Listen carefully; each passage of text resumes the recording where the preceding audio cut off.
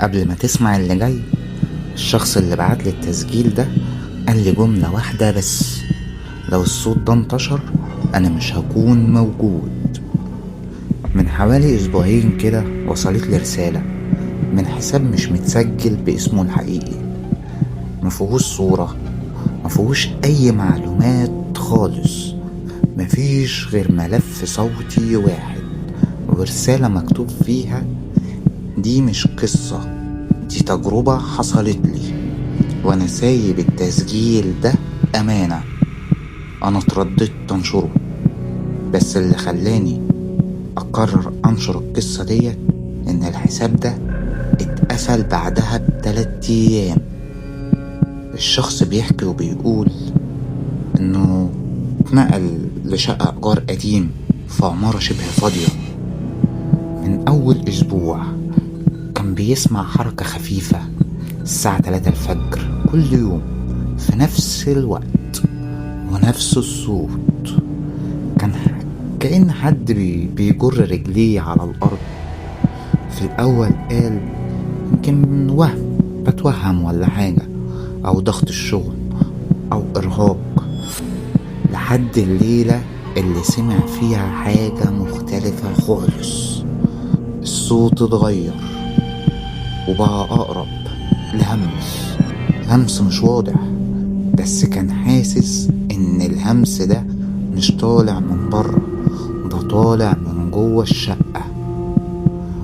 بيقول كنت سامع حد بينطق اسمي، بس مش بنفس صوتي ولا بصوت أي حد أعرفه. قررت أسجل الصوت، وأول تسجيل ما كانش فيه حاجة. تاني تسجيل كان عبارة عن صمت وسكوت. تالت تسجيل وهو دوت اللي اتبعتلي. في التسجيل صوت باين انه متوتر وبيهمس. دلوقتي الساعة 3:15. الصوت جاي من ورا باب الأوضة، وفجأة الصوت التاني بيظهر. مش صريخ، لأ، ولا كلام واضح، لكن أنفاس قريبة جدا من المايك. يعني نفس حد قريب قوي من مايك التليفون. وبعدها جملة واحدة خلي الجسم يقف: انت سبت الباب مفتوح. بعد الجملة دي في خبط جامد والتسجيل بيوقف. حاولت اتواصل معاه، الرسايل بتوصل مفيش رد منه خالص. بعدها ب3 ايام الحساب اختفى نهائيا. الرقم غير متاح، التسجيل اتمسح من عنده الا النسخة اللي عندي. بس الغريب، التسجيل لما باجي اسمعه بسماعة بيبقى فيه صوت تالت، صوت ضعيف جدا مش واضح ومش مسموع من الموبايل.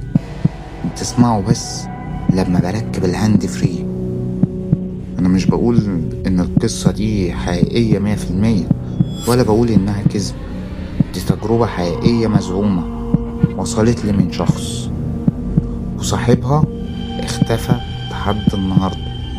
بس السؤال اللي مش مريحني: ليه الصوت قال انت سبت الباب مفتوح، وانا لما سمعت التسجيل كان باب اوضتي فعلا مفتوح؟